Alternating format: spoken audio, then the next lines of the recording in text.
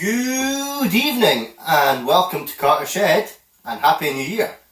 So I've been putting the videos up on YouTube for about 2 years in March time I think.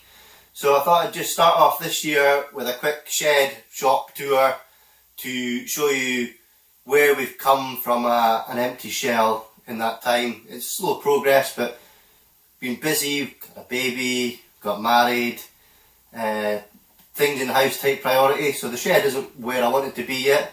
We're not even got power out to yet, there's no lights, I'm still working off an extension cable. So hopefully we'll make a big push this year to get some things that are high priority in the shed done. For the shed tour, we'll start here at the door and we'll work anti-clockwise and we'll finish back up in the corner here. So with the door, it's a safety door, there's a video for this, I'll put it up in the corner. So I wanted to have all the safety gear on the door because in the shed this is the one place that isn't going to be blocked off, it's the only access in and out. So I've got the fire extinguisher, I've got the fire blanket, the eye wash, first aid kit, and they're mounted down low as well, so if I was to hurt myself I'll be able to get down there, maybe crawl along and try and sort something out. Along with that we've got the PPE stuff, we've got the dust hood, we've got the respirator, gloves, ear protection, eye protection, and the safety gang here as well.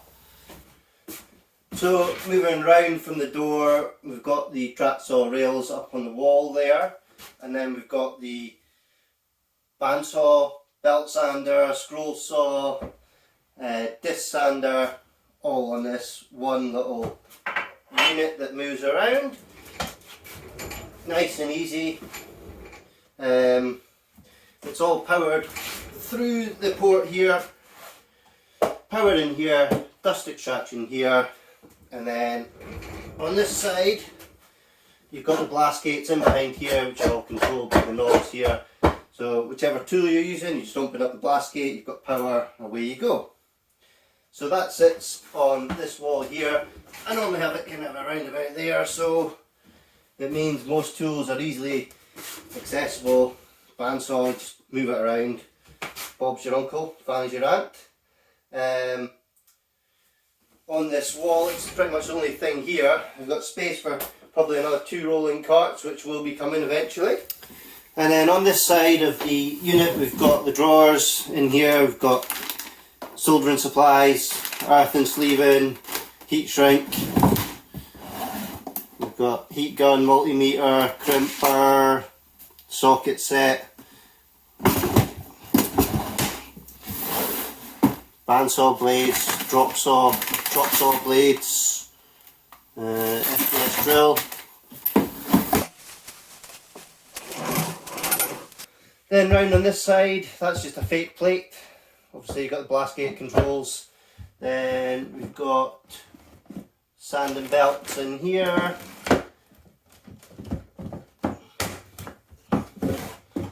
Then we've just got some jigsaw blades, multi-tool blades in that. So as I said, space for 1, maybe 2 more rolling tool carts in here. This is the frame of a little toddler's table and chair that I'm refurbishing at the moment. Then onto this was just inside a wardrobe when we moved into the house. I've commandeered it for the shed, it will be going eventually, but it's a nice bit of storage. Less used tools in these boxes, along with some little bits of metal that might get used. Some wood that's cut up ready to go for other projects. Tool cases, that's for empty tools, and then multi-tool bits. In this drawer, I'll take you over and let you see, it's not very exciting. Some more little bits and pieces, router bits, pipe cutters, Forstner bits, step drills, wood burner. This is more bits and felt pads, O-rings, pipe clamps, inserts. And we've got, like I said, the jigsaw, masonry drill bits, router. Just tools that are used but not very often. So this is another quick storage solution that was just robbed from the house. It was sitting in there, one of the cupboards when we moved in. Brad nailer. So one thing I did put on it was a restrictor valve, so you can choose how much airflow is going through it, so that's quite handy. It was nice and cheap off Amazon. Multi-tool, back bags, sanding discs, sanding pads, and you've got 2 other sanders in there with more sanding pads, and that's all cabling, power points, HDMI cables, stuff that I don't like throwing out. So next to the drawers here, a few bags of old clothes that I use as rags. I haven't got a better place for them, so they're just thrown in there at the moment. Box of chisels. This is the little cardboard pop-up paint booth that I use, and then the sound system, which at the moment isn't hooked up, but I'm looking forward to when I do get it hooked up. So this whole area underneath this unit will be getting built out into more storage in the future, but that's way down the priority list. This old locker, there was a video on it. It's got my glues, finishes, handy WD-40, electric clean. Nice and, well, it's not that well organised at the moment, but it's not too bad. That there is a print from Euro 96. 944 out of 1,150. Got a few stamps on it. If there's any collectors that might be interested in it, let me know. Give me a shout. In the other door of the unit, we've got paintbrushes, silicons, adhesives, paints, caulking gun. It's not too bad at the moment, it's not too badly organised. And then we've got my soldering iron and power supply just dumped up there because they don't have a home at the moment. Underneath is the chop saw that normally would be out at my mum and dad's, but it made its way here for the decking and it's not moved yet. It's a bit too big for this workshop though. So coming round onto the back wall, we've got the little mini fridge in the corner for the beers. We've got a little box with offcuts just to try and keep it a little bit tidy. And then the main workbench, the MFT style workbench, still on trestles. It was a priority to get it built out on wheels, move around the workshop, get a rail mounted permanently for cross cuts. That's still not happened. Underneath it, a little bin, drill bits, because I have a better place to store them at the moment. Then the workhorse, the track saw, like most of the power tools, the quick connect power and dust extraction, so it makes it nice and easy just to move between the tools. And some junk under there. That was a little Christmas present. I need to find a home for that. A little pillar stand.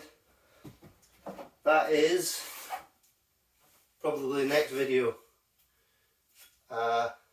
Ski and do. Custom ski and do. One for myself and one for the best man from the wedding. Now that's us onto the last wall. Turning around from the MFT workbench. As I say, that will be quite cool when it's all built out, but it's a bit lower than the priority still. This is a really cheap rack that I've got a load of tools, wood, bits and pieces, screws, nails, tapes, sandpapers. I'm not going to take you through all that.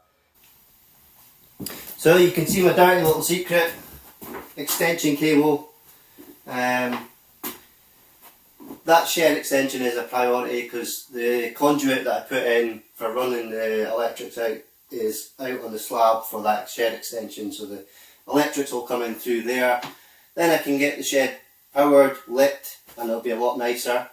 That will also then let me build out this workbench here, which is going to have a little unit, a contained unit for the laser to go in with an extractor to vent through into that shed extension.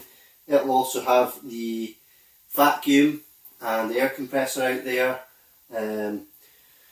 That means that the vacuum will pull everything out, and anything that is venting will be through in there, will be contained in there. It's not coming back into this space where we're breathing the fine particles in. The air compressor will also be out there because it lets me pull the cable into the shed but also out onto the driveway for the cars. Once that unit is built, then I can get the rack dismantled and gone and get a timber storage solution built for that corner. But yeah, that's where we're at in just under 2 years. Slow going, but we're getting there. We're on that quest for shed greatness. I've got some cool ideas, so hopefully you stick with me and you see some of them come to fruition. Hope you've liked this, hope you've had a good 2021 and even better 2022, and we'll see you soon. Good evening!